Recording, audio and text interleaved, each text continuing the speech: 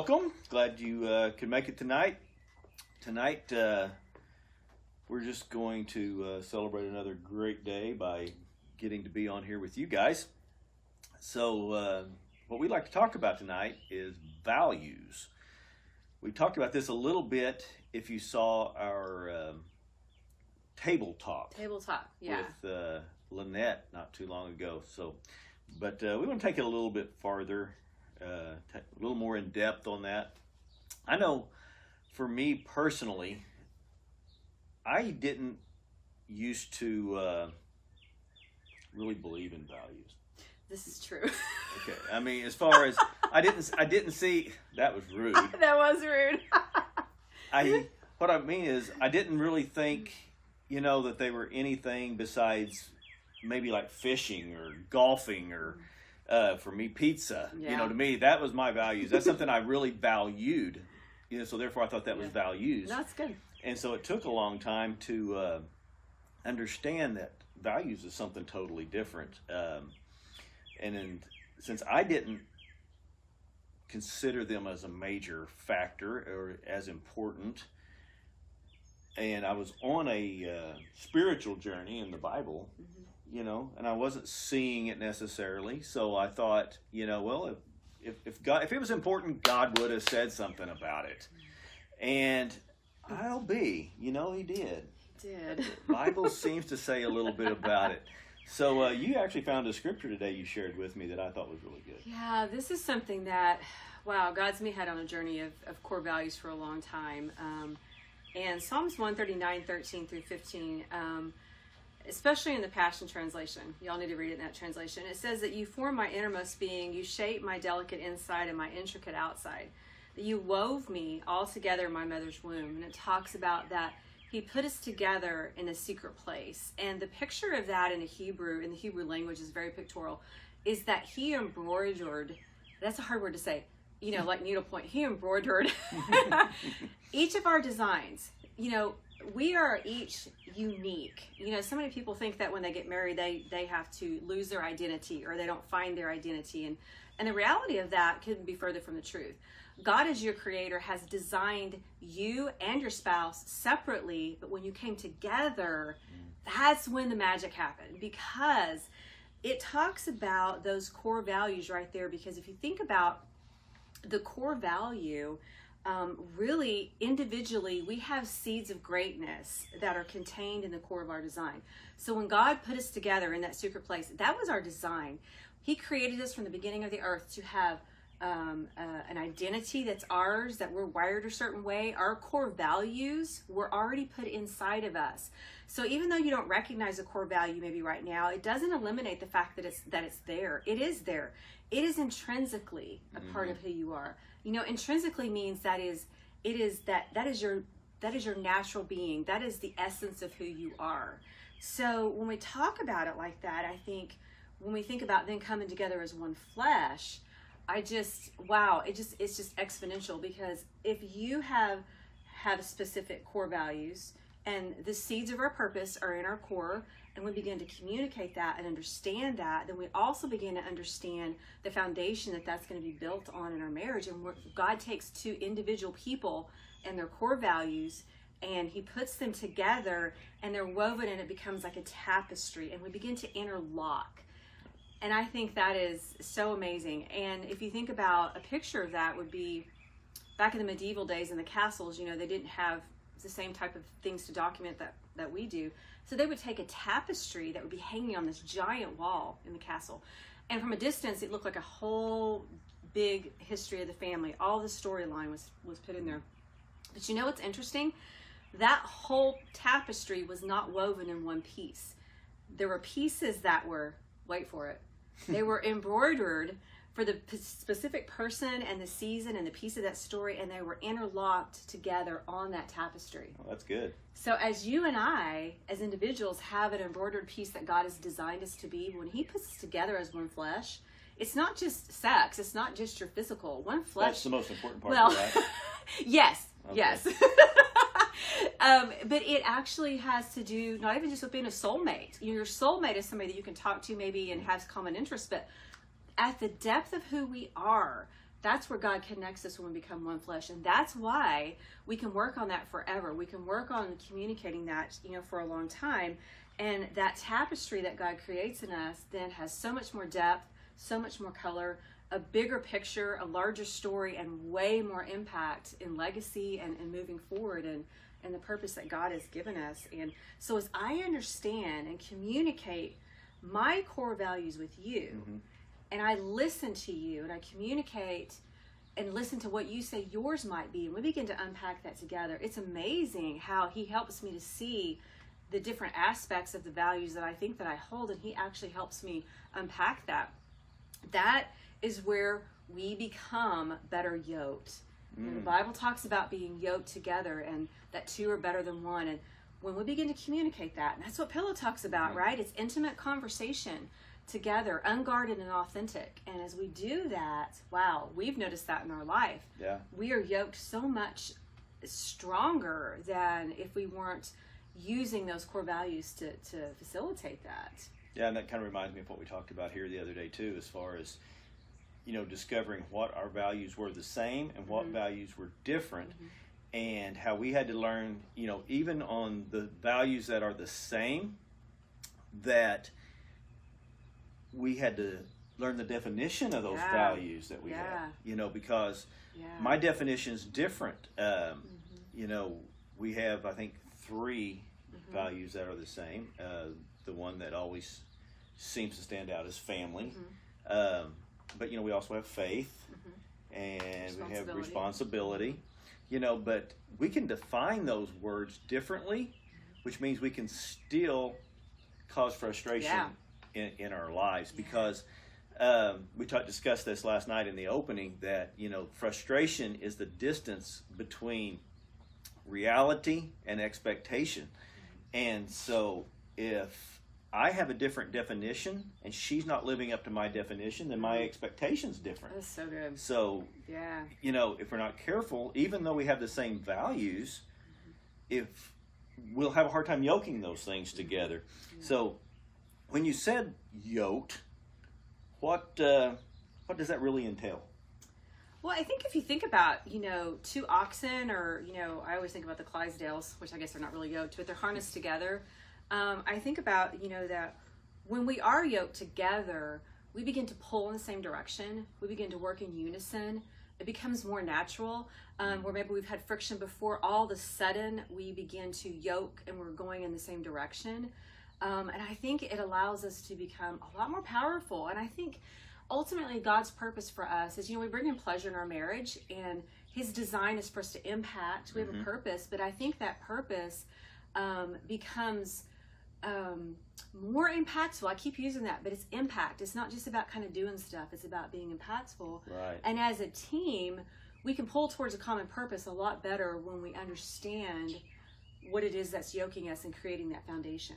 Yeah, and it does definitely makes it so much stronger when we're working together. Yeah, it does. Back to the horse analogy, when a draft horse is linked to a weight, if you ever, I can't remember what they call those events, but they have an event where they actually go out there, and you just see them straining with all they got. Well, an actual draft horse can pull up to 8,000 pounds. That's amazing. That's a lot. But when they yoke that draft horse to another draft horse, it doesn't go to 16,000 pounds. It goes to 24,000 pounds. And then, of course, like we mentioned before, also, the Bible talks about 1 will put 1,000 to flight, 2 will put 10,000 to flight. So we actually, by being willing to understand, to communicate, and get ourselves yoked together, don't even have to settle for 3 times. We can actually strive for 10. Yeah, that's good. That's good. So let's talk about, you mentioned the word bedrock a little bit ago. Yeah. So common ground becomes the bedrock of the foundation of our union, right? It does, yes. And I think I'm kind of a word nerd, so the word bedrock, I love the definition of that, because it is, there's so many times we just think about things in such a general way, and when you really let God speak to you one-on-one as he created you to, that's where some of this stuff comes. So this is kind of how I am. So this might be different for you, but when I was thinking about the word bedrock, and it wasn't because I was watching the Flintstones, it was because that word just to me represents a foundation, and like an ultimate foundation, not just a foundation of a house that you're building. You know, there could be a bunch of those, but bedrock is massive. And so I looked that up, and bedrock is consolidated rock, meaning it is solid and it is tightly bound. So when our core values, when we begin to interlock this, when we begin to understand those, even though they could be different, that's the point, they're interwoven and they become tightly bound. And then on that bedrock is where we can begin to layer. Things begin to layer in our life. We can layer so many things, and it pertains to our purpose. People think, well, I don't know what my purpose is. It's like, well, you've got to start layering. It doesn't happen overnight. This is an infinite game. Our lives and our calling in God are infinite. They don't have a stopping and a starting point. There are assignments in there that do, but the overarching purpose of our marriage is infinite. And I love that, because for me, I'm an overachiever. So that gives me some space to let things happen and to let things be layered. And so that's to me was why bedrock was such a great word. Why I think of that when I think of our marriage is, let's start with the bedrock, the core values, the seeds of our greatness, and let's build on that together and let God begin to weave that together, tightly binding that. And that kind of if you go back to what we discussed earlier, like where I used to think it was golfing or pizza or whatever because they were so valuable, but if you think about, if it's the bedrock, you cannot build anything on those things. You can't build anything on pizza except on maybe pizza, some heartburn. Some heartburn, a little extra weight. But so for me, what that's telling me is, okay, golf is very valuable to me, but what is it that causes it to be valuable? I might be able to go backwards long enough to find out what that value is then that I have. And if you continue to chase it back, it's one of my strengths and values is competitiveness. It's competitive, yeah. It's an outlet for that. It's an outlet for that. I also like respect. So when I hit a good shot, which is rare, I don't get a lot of respect in this area. But as a man, we tend to always want respect. I mean, and not every man, but on the whole, men like respect. So you get that reward. So what I would say is, by learning your spouse's values, then you can start learning how to fulfill those areas that gives them fulfillment. Well, and think about this too, babe. If I actually truly understand what it is about your core and the greatness that's inside of you, that golf is that release, or fishing, or for me it's quiet time reading a book, being out in nature, well, then that allows me to appreciate that difference. And it's not just, oh, well, here he goes again, he's got to go golfing again. I can look at you and say, this is because it is ascribing a physical outlet to something that is core to him. And then as you begin to develop that, you will find way more than golf to actually be impactful with. But God can use you in that arena of golf, because your core value and the seed of greatness that is created inside of you will begin to pour out of you. Right. But only if I'm, at home, counting the book, ready for you to get here, like, where is he? Why you have to go again?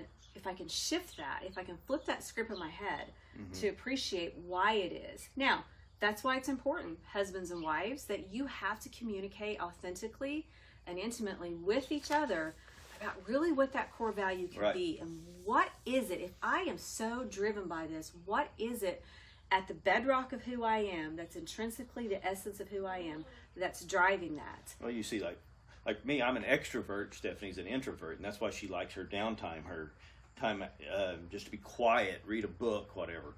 So because of that, what I learned is, for me to get into her world, I started developing quiet time.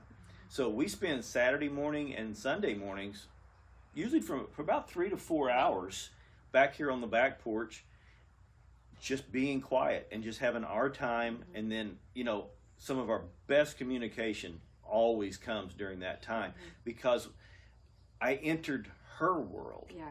I did what was valuable to her, and I fulfilled part of her values. So we weren't striving against it. It wasn't you just did it because you thought you had to check off a box. Like, well, if I'll spend enough time with you out here, then you'll let me go do this. Absolutely right.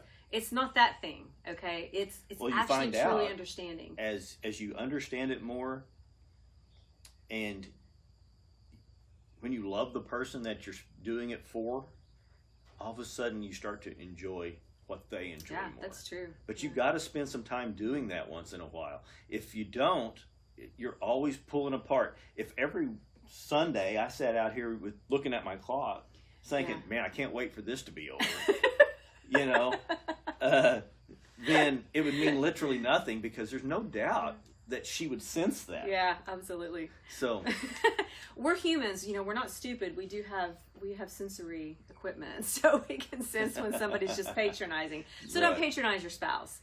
so Work yeah, together on that to discover Absolutely. the core values that are placed inside of each of us, and learn to celebrate the differences, because that is actually going to be interwoven and interlocked together to create a strength inside of you.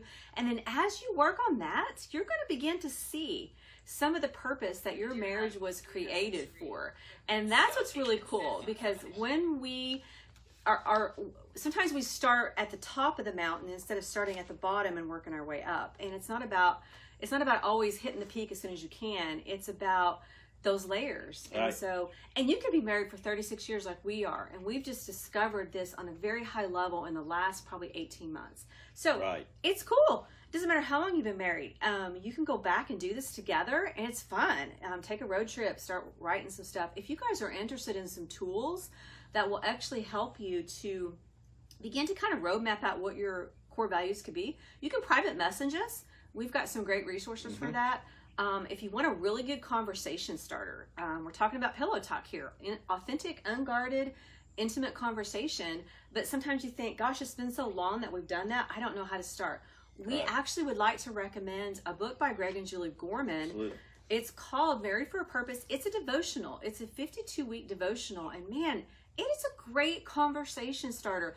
We would look at that for whatever day it was, and it may take us completely off on a different trail. That's the whole point. So Right. a really great resource to start with.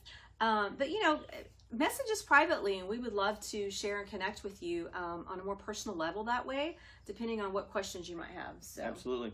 I mean, you can always follow us right here on, Forever with Purpose.